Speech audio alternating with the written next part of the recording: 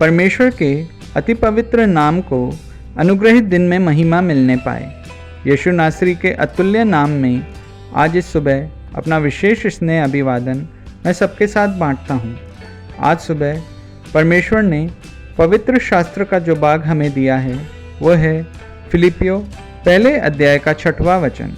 मुझे इस बात का भरोसा है कि जिसने तुम में अच्छा काम आरंभ किया है वही उसे यीशु मसीह के दिन तक पूरा करेगा।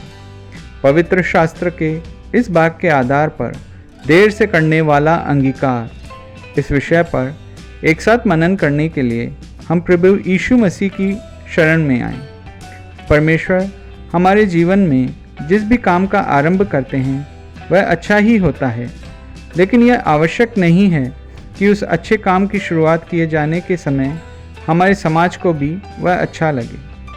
ऐसे में परमेश्वर के द्वारा आरंभ किए जाने वाले अच्छे काम का अंगीकार हमें समाज द्वारा उसी क्षण भले ही ना मिले, हम उसके कारण उत्साहहीन ना हो, क्योंकि परमेश्वर द्वारा आरंभ किए जाने वाले काम को बढ़ाने के लिए ही नहीं बल्कि उसे पूरा करने के लिए भी परमेश्वर सक्षम है।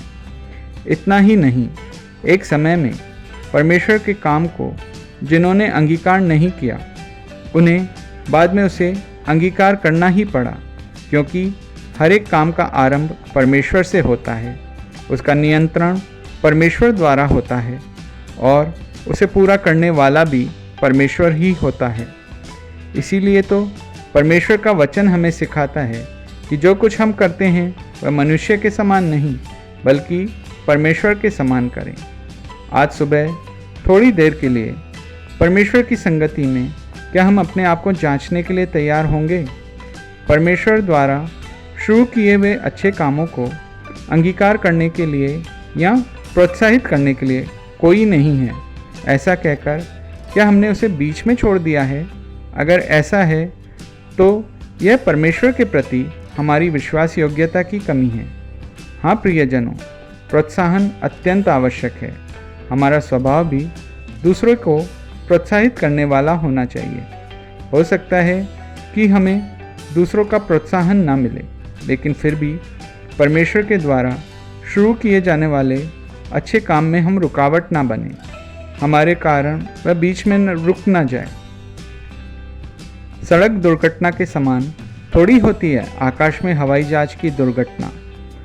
सड़क दुर्घटना में कुछ ना कुछ अवशेष जरूर मिल जाते हैं, लेकिन आकाश में उड़ने वाले हवाई जहाज को उड़ान भरने के बाद किसी भी प्रकार की दुर्घटना का शिकार होने पर उसका कोई अवशेष नहीं मिलता है, ऐसा हम जानते हैं। विमान दुर्घटना के बाद कोई भी अवशेष न मिलने के कारण किस कारण से दुर्घटना हुई, इस बात का पता लगाने के लिए कोई भी उपकरण सन 1950 तक मौजूद नहीं था। जब विमान दुर्घटना एक सामान्य खबर बन चुकी थी, तब डॉक्टर डेविड वारेन नाम के एक कुशल व्यक्ति ने अन्य कुछ लोगों के साथ मिलकर इस प्रकार से सोचा कि पायलट की सारी बातें, विमान के उपकरणों की अवस्था, कॉकपिट की सारी चीज़ों को रिकॉर्ड करके अगर संभाल कर रखा जाए तो दुर्घटना के कारणों का पता लगाया जा सकता है। उस समय इस प्रकार इन चीज़ों को रिकॉर्ड करने के लिए एक उपकरण को बनाए जाने के निर्देश पर किसी ने भी ध्यान नहीं दिया। अव्यावहारिक विचार के रूप में सबने इस अच्छी सोच को नकार दिया। डॉक्टर डेविड वारेन के साथियों ने उनके इस विचार को प्रोत्साहन नहीं दिया और उसे अंगीकार नहीं किया।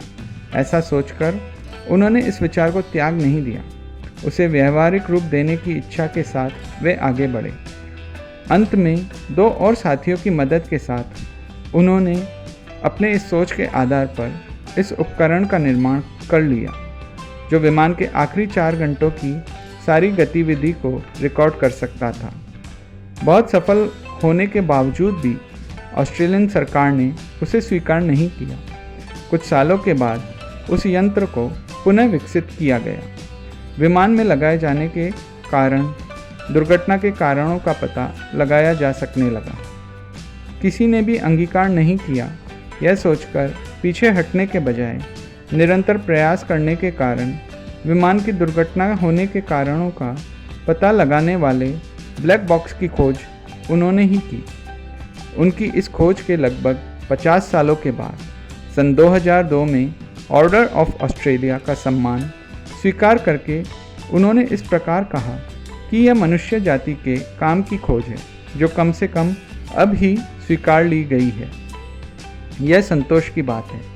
इसलिए प्रियजनों, परमेश्वर की आवाज़ को सुनने के बाद मनुष्य के अंगीकार का इंतजार किए बिना उसमें लगे रहें, बढ़ाते रहें और पूरा करते रहें।